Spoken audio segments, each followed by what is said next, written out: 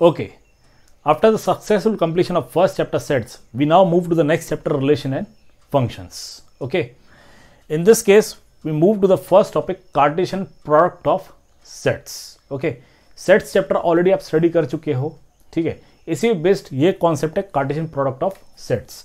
Suppose you have two sets, let A and B be two non empty sets. Okay, these are two non-empty sets. Then A cross B or B cross A are known as Cartesian product of sets, defined as A cross B क्या रहेगा? A cross B, it will contain the element AB such that A is the element of A and B is the element of B, whereas this B cross A, it will contain the element BA such that same A is element of A and B is element of B. दोनों cases में small a it is the element of A and small b it is the element of B. In A cross B you will get this element and in B cross A you will get this element. Now what is this element? Where this AB, it is known as ordered pair. This is known as ordered pair. देखिए pair आपको पता है जोड़ी, जब दो आते हैं terms तो यहाँ पे दो टर्म्स है ए बी, यहाँ पे भी दो टर्म्स है बी ए, ठीक है. And ordered pair means it is having a specific order. अब वो स्पेसिफिक ऑर्डर क्या है वो आप यहीं पे देख सकते हो. यहाँ पे हमने element ordered pair A B लिखा हुआ है. A belongs to first set A and B belongs to second set B, ठीक है. जब यहाँ हमने रिवर्स ऑर्डर कर दिया तो यहाँ पे भी ऑर्डर रिवर्स हो गया, ठीक है. क्लियर. इसका मतलब ऑर्डर्ड पेयर ए बी, इसका मतलब A क्रॉस B में जो भी एलिमेंट रहेगा उस ऑर्डर में पहला एलिमेंट हमेशा A का रहेगा और दूसरा एलिमेंट हमेशा B का रहेगा. ओके, इन द सेम वे अगर हम B क्रॉस A लेते हैं तो पहला एलिमेंट हमेशा B का रहेगा और दूसरा एलिमेंट हमेशा A का रहेगा. और ध्यान रखने वाली बात यह है कि ये ऑर्डर्ड पेयर ए बी और ordered pair B A, these are not equal. अगर क्विकली मूव करें हम एग्जाम्पल्स पे, सपोज ए में एलिमेंट 1 2 3 है और बी में एलिमेंट है एक्स वाई.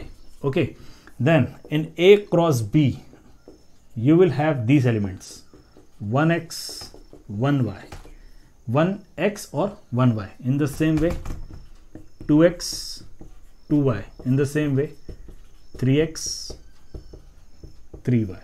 ओके, और अगर हम B क्रॉस A फाइंड करें तो B क्रॉस A के एलिमेंट्स क्या रहेंगे? It will be x1 x2 x3, then y1 y2 y3. Okay, you will get this. मतलब यहाँ पे नंबर पहले है, अल्फाबेट बाद में. क्यों? क्योंकि A में नंबर्स है और B में अल्फाबेट है.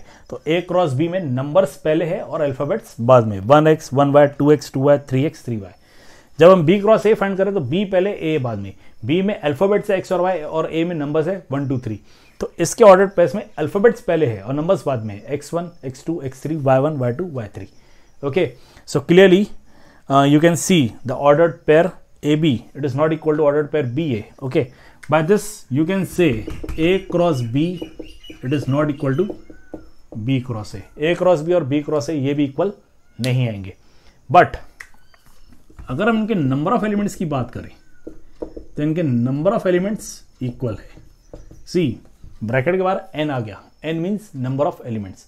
इनके नंबर ऑफ एलिमेंट्स इक्वल हैं और इनके नंबर ऑफ एलिमेंट्स कितने आएंगे? It will B number of elements in A into number of elements in B. आप ये बात यहाँ पे वेरीफाई कर सकते हो. A क्रॉस B के नंबर ऑफ एलिमेंट्स काउंट करो कितने? 1 2 3 4 5 6. B क्रॉस A के नंबर ऑफ एलिमेंट्स 1 2 3 4 5 6. दोनों में 6 एलिमेंट्स है. ओके, अब A में कितने एलिमेंट है? 3 और B में कितने एलिमेंट है? 2. 3 multiply by 2 gives you 6. So the two sets are not equal but the number of elements present in these two sets are equal. Okay, this is about Cartesian product set. अब इसके कुछ properties भी हैं, उन्हें ध्यान रखिए. A और B अगर ये दोनों फाइनाइट है, जैसे इस केस में है, ठीक है, अगर ये दोनों फाइनाइट है तो इनका कार्टेशियन प्रोडक्ट सेट, चाहे आप A क्रॉस B लो या B cross A low, it will be finite. अगर ए और बी इन दोनों में से कम एक इनफाइनाइट है, कम से कम एक, दोनों भी इनफाइनाइट हो सकते हैं, ठीक है, कम से कम एक इनफाइनाइट है, okay, then in that case A cross B find करो या बी क्रॉस ए फाइंड करो, it will be infinite. For example B आपने ले लिया एक्स वाई और ए आपने ले लिया set of natural numbers, okay, तो ए क्रॉस बी जब आप फाइंड करोगे वो भी इनफाइनाइट आएगा, और अगर आप बी क्रॉस ए फाइंड करोगे तो वो भी इनफाइनाइट आएगा, ठीक है। थर्ड, अगर ए और बी इन दोनों में से कम एक सेट एम्प्टी है, यहां मैंने नॉन एम्प्टी लिखा था, ठीक है, अगर कम से कम एक सेट एम्प्टी है तो ए क्रॉस बी और बी क्रॉस ए फॉर्म नहीं होगा, इनफैक्ट वो एम्प्टी ही रहेगा, क्लियर, क्योंकि ए क्रॉस बी या बी क्रॉस ए फॉर्म करने के लिए हमें ऑर्डर्ड पेयर चाहिए। अब यहाँ पे अगर कोई एलिमेंट है ही नहीं तो ऑर्डर्ड पेयर बनेगा ही नहीं, इसलिए ए क्रॉस बी या बी क्रॉस ए नहीं बनेगा, ओके।